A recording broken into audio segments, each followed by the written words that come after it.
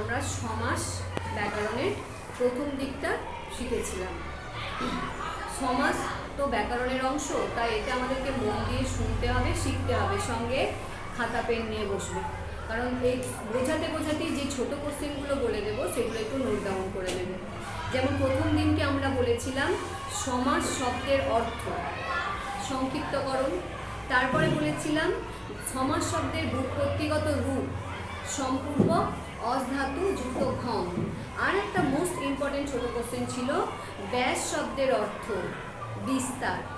আজকে আমরা পড়ব সমাসের শ্রেণীবিভাগ। সমাসের শ্রেণীবিভাগে প্রথমে আমরা ভাষাচার্য সুনীতি কুমার চট্টোপাধ্যায়ের নাম পড়ব। সুনীতি কুমার চট্টোপাধ্যায় সমাসকে কটা ভাগে ভেঙেছেন? 3টে ভাগে। একটা হচ্ছে সংযোগমূলক, একটা হচ্ছে ব্যাখ্যামূলক, আর একটা হচ্ছে বর্ণনামূলক। সংযোগমূলক, তোমরা যদি শোনো ভালো করে, কি আসছে কথাটা? যোগ, সংযোগ। তার মানে আমরা শিখেছি পূর্বপদ পরপদ।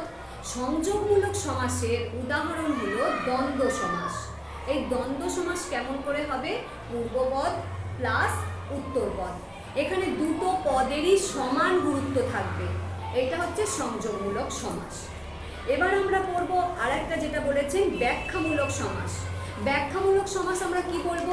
দেখো বলছি যে সমাসের প্রথম পদটা দ্বিতীয় পদের বিশেষণ রূপে ব্যবহৃত হয়, তার মানে দ্বিতীয় পদটাকে প্রথম পদ চিহ্নিত করে, নির্দেশিত করে, বিশেষিত করে।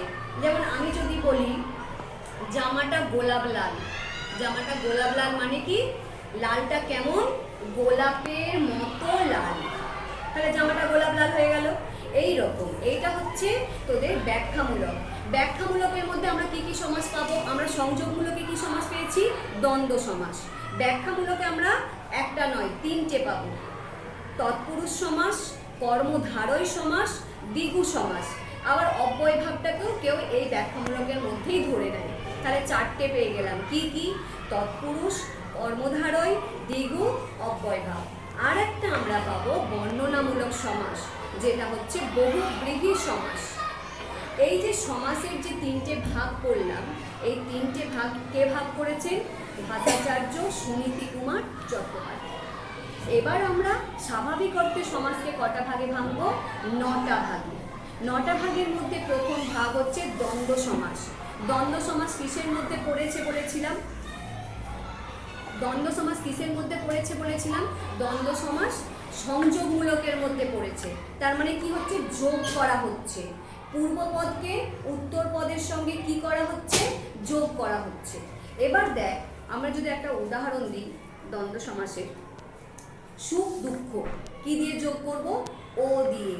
তাহলে এখানে দ্বন্দ্ব সমাস কাকে বলে প্রথমেই যদি আমি যাই, তোমাদের কিন্তু সমাস কাকে বলে এরকম তেমন করে আসে না, কিন্তু তোমাদেরকে বুঝতে হলে সংজ্ঞাটা জানতে হবে। তাহলে দ্বন্দ্ব সমাস সোজাভাবে শিখলে কি বলবে? যে সমাসে পূর্বপদ আর উত্তরপদ কোনো সংযোজক অব্যয় দিয়ে যোগ করা হয় তাকে বলা হবে দ্বন্দ্ব সমাস। এবার এই দ্বন্দ্ব সমাসের অর্থটা তোমার খাতায় নোট ডাউন করবে। কি? দ্বন্দ্ব কথার স্বাভাবিক অর্থ কিন্তু কলহ, ঝগড়া। এখানে কিন্তু একটা ইন্টারেস্টিং ব্যাপার, দ্বন্দ্ব সমাসের অর্থ হচ্ছে মিলন বা জোড়া। তার মানে কি? সুখ আর দুঃখকে ও দিয়ে জুড়ে দিচ্ছি, সুখ দুঃখ। পাপ পুণ্য, পাপকে ও, পুণ্যকে ও দিয়ে জুড়ে দিচ্ছি, পাপ পুণ্য। বোঝা গেছে? তাহলে দ্বন্দ্ব সমাসে আরেকটা ছোট প্রশ্ন তোমরা লিখবে যে কোন সমাসে দুটো পদেরই প্রাধান্য থাকে? কোন সমাসে দুটো পদেরই প্রাধান্য থাকে? দ্বন্দ্ব সমাসে। যেমন পূর্বপদেরও গুরুত্ব থাকবে, পরপদেরও গুরুত্ব থাকবে। খুব ইম্পর্টেন্ট সমাস এই প্রশ্ন, যে কোন সমাসে দুটো পদেরই অর্থের প্রাধান্য থাকবে? দ্বন্দ্ব সমাস। এবার দেখো দ্বন্দ্ব সমাসের শ্রেণীবিভাগটা আমরা করে নেব। দ্বন্দ্ব সমাসকে আমরা একটা সহার্থক দ্বন্দ্ব বলতে পারি, একটা বিপরীতার্থক দ্বন্দ্ব বলতে পারি, আর একটা অ্যাক্সেস দ্বন্দ্ব বলতে পারি, আর বহুপদ নিষ্পন্ন দ্বন্দ্ব বলতে পারি।